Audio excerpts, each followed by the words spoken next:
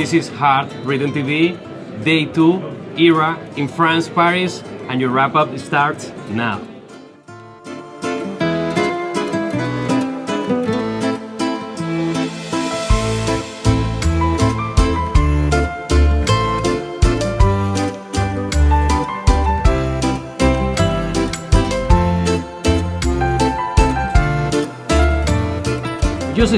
We just finished the day 2 of the ERA in France, in Paris. I'm joined by Dr. Tina Baykaner and Dr. Suneet Mittal. Welcome to the wrap-up of the day 2nd. Suneet, tell me about the highlights. What did you see? What was good today in the ERA Congress? Well, I think today was definitely a VT day. Started the day by a great session on 3 really prominent VT ablationists describing their techniques for ablating patients in non-ischemic cardiomyopathy. It was an absolutely packed session. I thought it was very informative and really set the stage for other things that followed today. Indeed, today I think had a highlight of VT. The honorary lectures of the day were dedicated to VT. The first one was Dr. Akihiko Nogami from Tokyo, Japan, who talked about Purkinje-related arrhythmias revisited as the first talk of the honorary lecture. And the second one was by Dr. Katja Zeppenfeld, who highlighted invasive mapping, non-invasive risk prediction, as well as VT ablation in congenital heart disease. Also in VT, when we talk about VT, we see the difference that we have in between Europe and United States.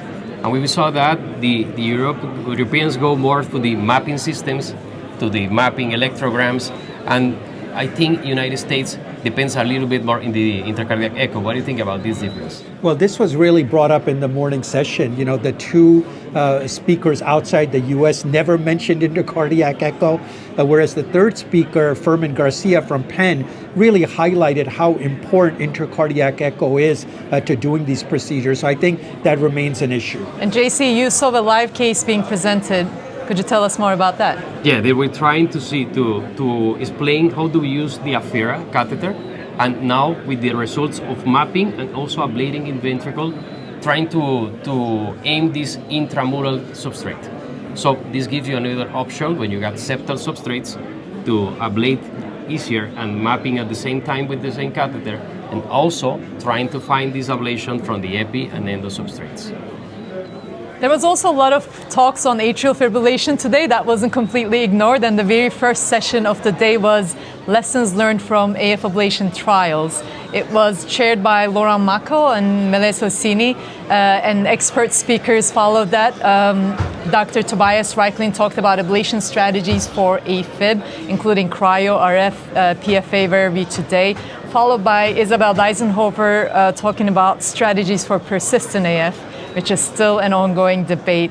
This was followed by Jason Andrade talking about outcomes and his most recent study looking at continuous monitoring from the Circa dose and the early AF trials. And that session was wrapped up by Atul Verma talking about anticoagulation management after a successful AFib ablation. And of course, the late breakers today were highlighting persistent AFib trials. Suneet, would you like to tell us about So yesterday was a whole bunch of paroxysmal AFib trials. Today was focused on persistent AFib.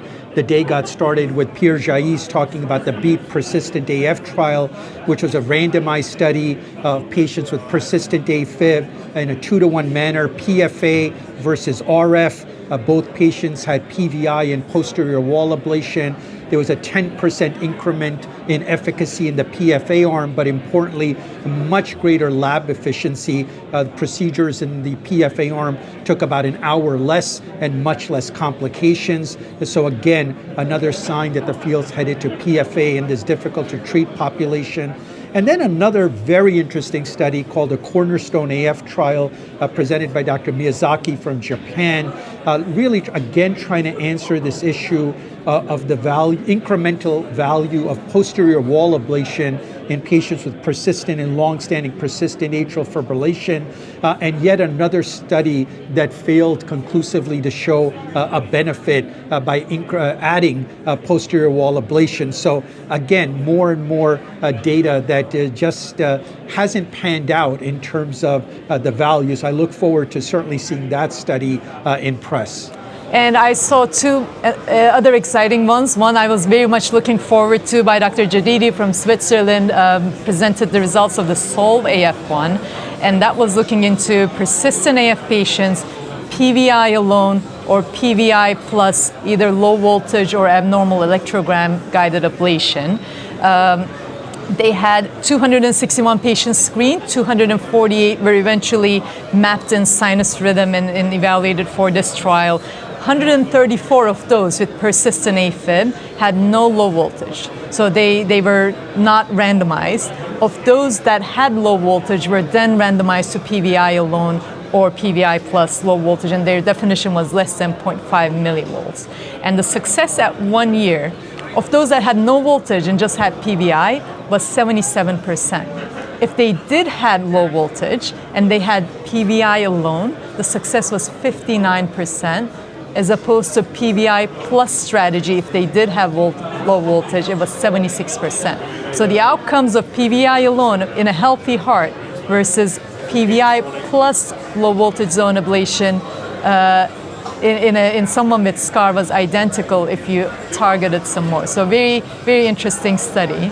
And the very last one that got presented was a Chinese study called CPAF. The question was, should we intervene early in persistent AF patients? It was a cryoablation trial. Patients were, as a first rhythm control strategy, randomized to either ablation or antiarrhythmic drugs, and showed about 80% outcomes, freedom from atrial arrhythmias in the ablation arm versus 50% in the antiarrhythmic arm. Another early intervention trial that's answering that question, that maybe we can change the progression of the disease and progression of the substrate if we intervene early. And the pulse field ablation interventional for atrial fibrillation guideline was just released, gathering together the randomized studies, safety issues, and it's a document that was really needed with the participation of all the global societies, HRS, ERA, APHRS, and Latin American Heart Rate Society.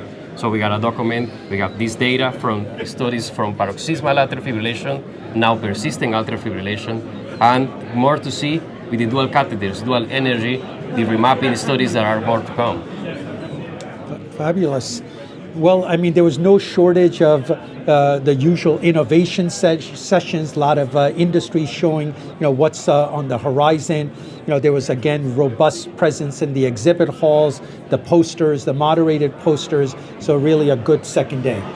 Yeah, this was our wrap-up for day 2 at ERA. Thanks for watching Heart Rhythm TV.